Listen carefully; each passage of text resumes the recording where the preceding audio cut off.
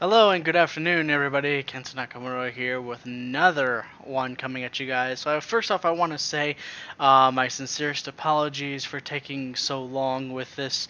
I know that it's been well over a year since I've released a video, and I'm also sorry for this because unfortunately I am, as you can see, in a very open room, so the audio bounces and feedbacks really bad, and I don't want it to distort anything so you can't hear shit or whatnot.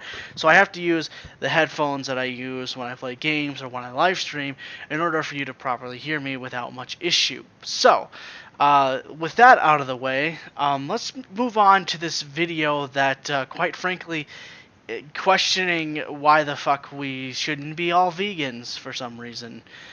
Now, if I brought a pig into this room now, say a live pig, and I said to you, kill this animal using what you were biologically given, because all natural animal eaters in the wild kill the prey that they eat using what they were biologically given, which is their claws and their canines. So if I said to you, kill this pig using what you were biologically given, how many of you think you'd be able to do that? I mean, let's be honest, when you try to maul that pig would probably roll over and accept a little tickle off you. Okay, so I love it right off the bat that he has to use this analogy of you can only use your hands or your teeth. You can't use your big intellect here. You can't use your head because, quite frankly, he knows flat out that we have created tools and methods in order to do what he wants us to do, whether it's gory or not. I mean, for crying out loud, I'm sure it looks like it's an older like university by the looks of it, so I'm sure there's a lot of old metal discs there that we could easily just break apart and build a knife or a shiv or whatever that's sharp enough to penetrate that pig's skull. Granted, it's gonna fucking hurt it like hell, but it's gonna get the job done. This whole, flipping him over on a giving you a belly rub, whatnot nonsense is absolutely ridiculous. I love it that he's trying to make jokes about it, but have you seen some people's fingernails? I mean, that's not a mild tickle. That's like mild annoyance with the pig. Let me tell you that pigs absolutely love belly rubs. If anyone's ever spent time with pigs, you can vouch for this. They love belly rubs. So when you were trying to maul that pig would roll over and accept a belly rub right there in front of you. You see, the utensils that we have for killing are very rudimentary and very crude. We're not effective predators. But let's say, for the sake of argument, that you do kill that pig. And now in front of you is not only a dead pig, but that pig carcass is now open. You've effectively butchered the pig, and in front of you lays the open carcass of that once living pig. Are you going to eat the raw meat? What about the organs, like the intestines and the cartilage and the tendons and the ligaments and the brain, all that nasty stuff that we don't like to think about?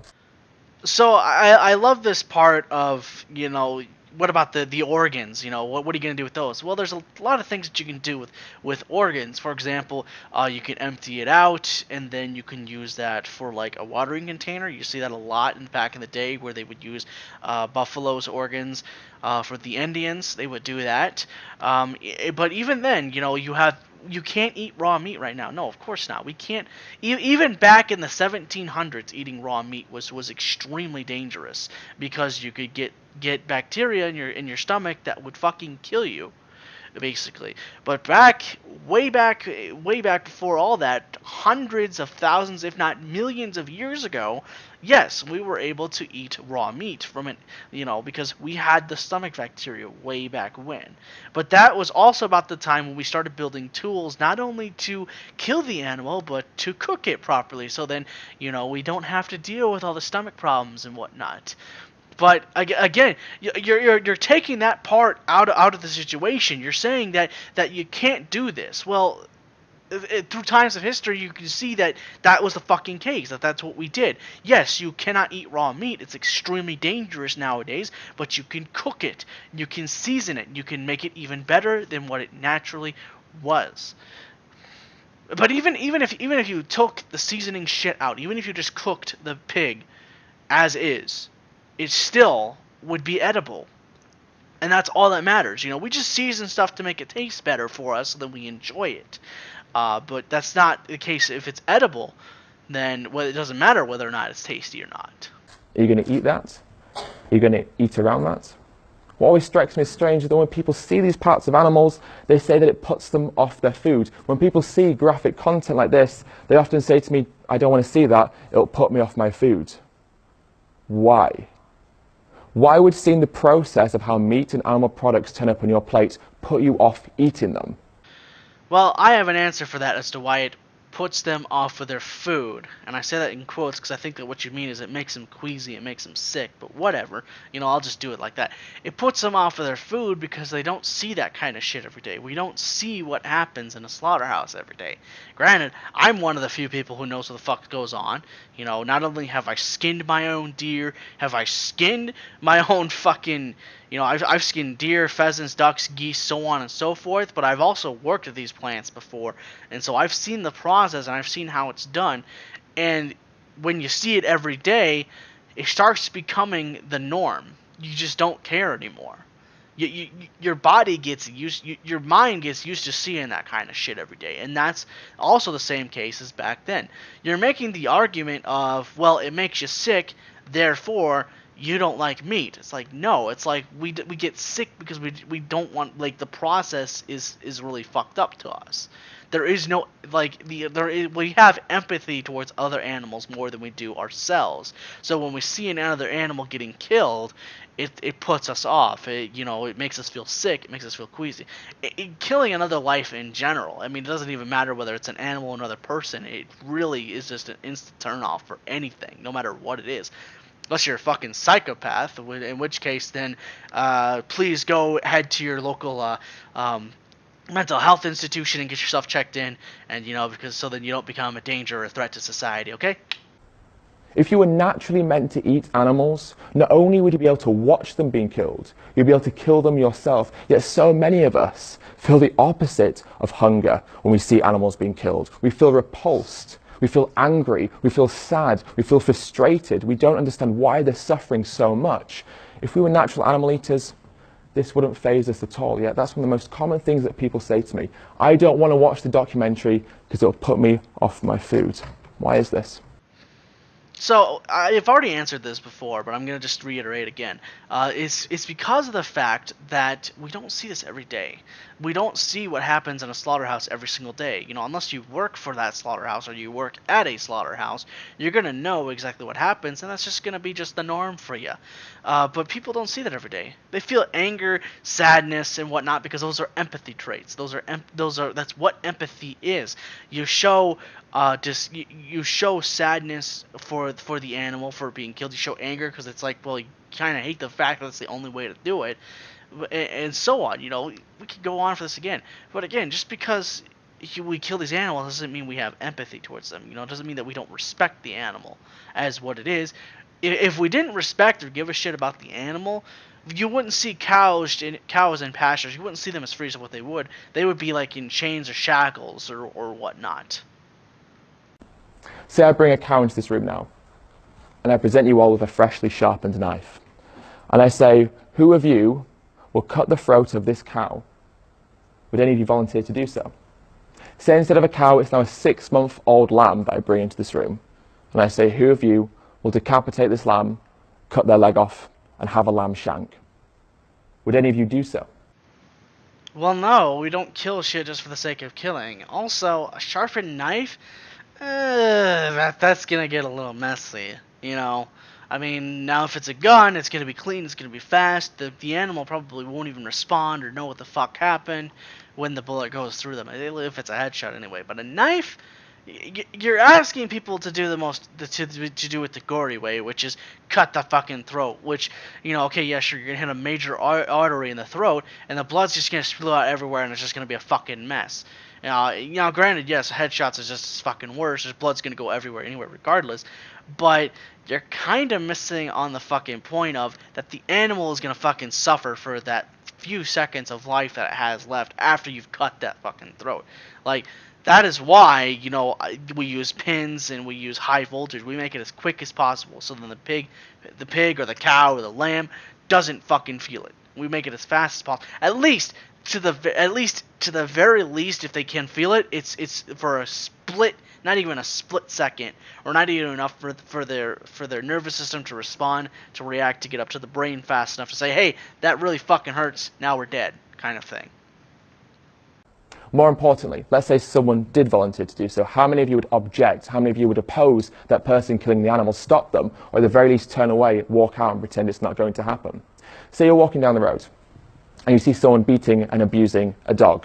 Do you step in? Do you intervene? Do you try and stop them, or at the very least, do you call the police? Now, say instead of a dog, it's a pig that's been abused, killed, and beaten in front of you. Do you still object? Do you still intervene? Do you still try and save that pig's life? At the very least, do you still call the police? Now, analogy of, if it's a dog or a cat and the person is being abusive, yes, whether it's a pig, a dog, a fucking horse, yes, you would intervene. The most logical thing is to intervene because it's animal abuse. It's not you're beating the fuck out of the animal just to beat the fuck out of it. You're not. I don't know how I can easily explain this without saying flat out that you're just being a fucking dick. You're baiting people into the verbatim question of, well, is it ethical if it's a dog or if it's a pig? It doesn't matter. If you're beating the shit out of an animal in a public area, yeah, at the very least, the person should call the police, because that's animal cruelty. There's a huge difference between when we kill animals in a slaughterhouse compared to that when we kill them just for the sake of fucking killing. Let's say that pig that's been abused in front of you is now being abused behind a wall where you can no longer see them. Does that now make it moral? Is the killing moral if it's out of sight and out of mind? Or is unnecessary killing always morally reprehensible? How many of us would oppose seeing an animal being killed in front of us, but go home and eat fried pig flesh, fried cow flesh, or a lamb leg? Well, I have a severe problem with how you're analyzing this. Behind a wall, if we can't see it, therefore it doesn't happen. No, you do understand that there's a lot of laws, regulations, and whatnot on how we ethically have to treat these animals before, during, and after slaughter, right? Like, you do understand that that's a thing, right? The pigs aren't just fucking, beating the shit out of it, and then, we throw them against the walls or some shit like that, like you see with a bunch of other places. No, this is the United States. We treat these animals with as much respect as possible. We push them gently into the line, into the slaughterhouse, and then from there, either a pin is pushed through their fucking heads as fast as possible to the point where they can't, their brain can't respond to it, and they can't feel it, or other methods as well. But you beat the shit out of the pig, you're gonna damage the meat. Like, you're gonna damage the product that you're trying to sell. The meat's gonna get bruised. It's gonna get fucking, it's gonna get screwed up. So why in the fuck would you beat the shit up with it behind closed doors? This analogy is ridiculous. If it's behind closed doors and walls, well, I can't see it. I can't hear it. How do I know it's even fucking happening? How would I even know? That's a very, very poor statement as to saying, well, it's behind walls in a factory. It's like, okay, well, have you fucking been in a factory before to see this kind of shit? It's as ethical. It's as ethical as it can possibly be, within the realms of you're killing another life. For almost 21 years of my life, I consumed meat, dairy, and egg products. It's not just that I consumed them, I loved them, right? I loved how they tasted. I'd have them every single day of my life. I went into my local KFC so often that the people who worked there knew me by my name and knew what my favorite order was.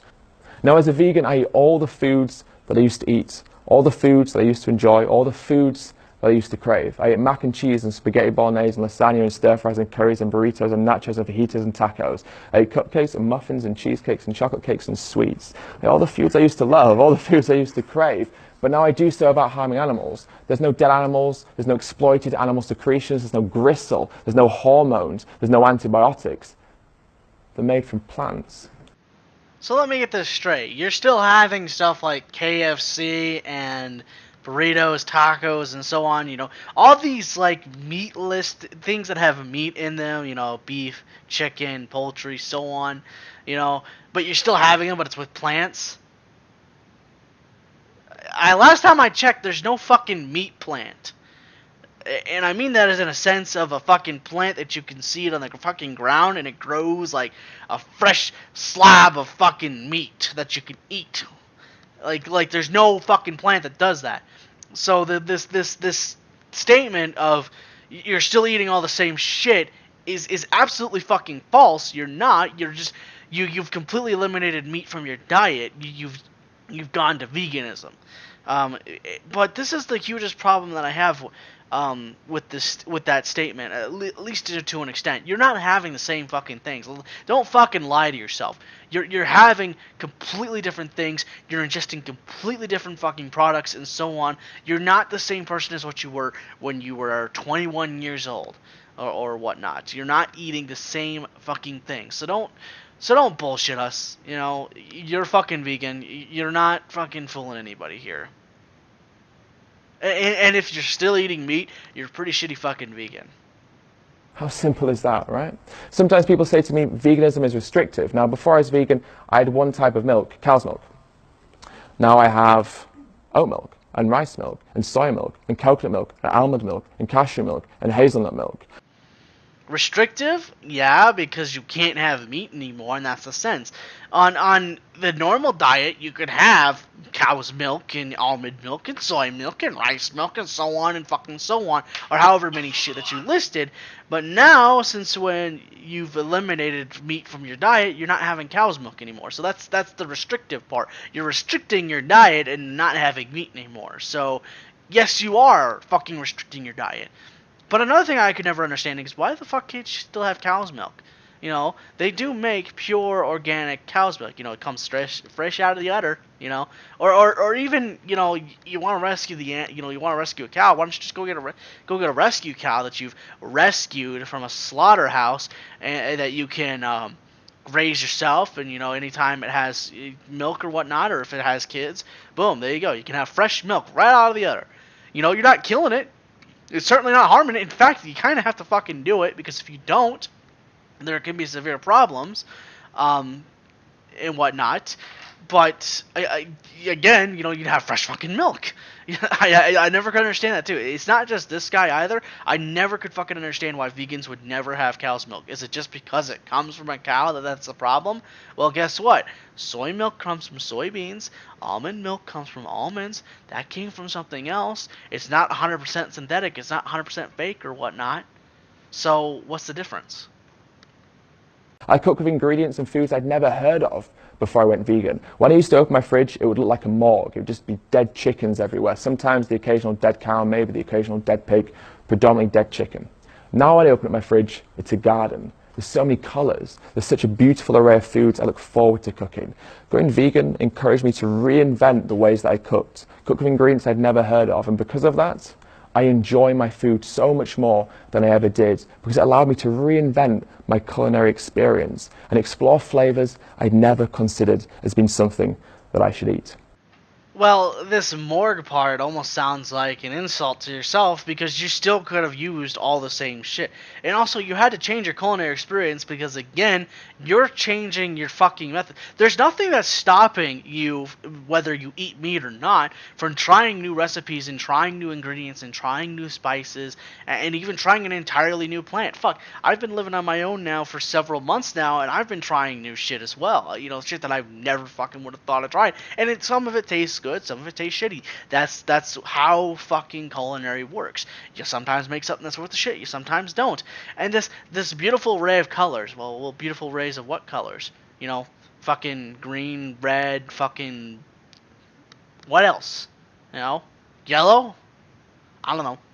But you were restricted. It sounds like you were restricting yourself to just a meat diet, which is just as much as veganism is a stupid idea. So is eating nothing but meat. You need both sides. Our bodies naturally need both. We need a balance of both fruits and vegetables and meat and poultry.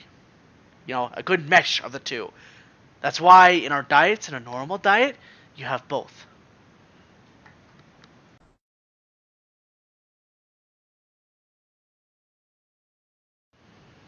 No, I'm pretty well happy having a balanced diet of both meat and vegetables, so I think I'll stick with just being just what I naturally am. as a human fucking being, instead of just going with one or the other. Because like I said earlier, an all meat diet is just as bad as an all vegan diet, as an all vegetable diet. You need a mix of both in general. I mean, I can't. I mean, I'm not a dietitian, I'm not a doctor or any of that, but you can ask any of them, and they'll all tell you the same thing. You need a mix of both, because meats give you protein and antibiotics, not antibiotics, but like um, and shit like that that you need. Vegetables also, they can help with your metabolism. They can give you some basis of chemicals that you need in your body, and so on. This idea of veganism is the ultimate goodness. We're human beings. We should be all vegans. Yeah, it sounds good on paper, but until you realize, who the fuck's gonna control these? What are you gonna do with the cows, the chickens, and the deers, or the cows, chickens, and lambs? There's going to be no point in having them anymore. They're going to be released to the wild. So what's going to eat them? You know, okay. So what's out there? Wolves. Wolves eat a lot of fucking pigs, pigs and lambs as well. Cows get eaten a fuck ton by mountain lions and cougars. There's a massive problem with them out here. And even a little helpless little lamb is gonna get fucked. So what's the difference? When we eat them, it's a problem, but when these animals eat them, it's not, because that's part of their diet. Well, I hate to break it to you, buddy, but these animals are part of our diets as well. They have been for several fucking years. Now, granted, yes, to an extent, not solely just these animals, because we had buffalo, we had other animals, we had deers and whatnot. In Africa, it's more along the lines of you can eat zebra and whatnot, and all kinds of other shit. But it's also the same case out here. But I like to say thanks everybody for watching. If you enjoyed my content, do be sure to subscribe and thumb up or whatnot. I don't really give a fuck. Just being back just feels nice. Just getting back in the routine of things just feels nice for once. But if you haven't checked out my gaming channel, do be sure to check that out as well. I've been doing a couple more live streams. You can even check those out as well. And I'll be doing more videos just like this. But if there's something you want me to comment on or review on, don't be shy. Just let me know in the comments, or send me a message or whatnot. I'm pretty much everywhere. But I don't think there's nowhere that I'm not, except for Instagram and Snapchat. I don't have any desire to join those. But yeah, maybe when I get bigger, maybe I'll post a public Twitter, Discord, shit. But until then, thanks for watching. I'll see you guys next time.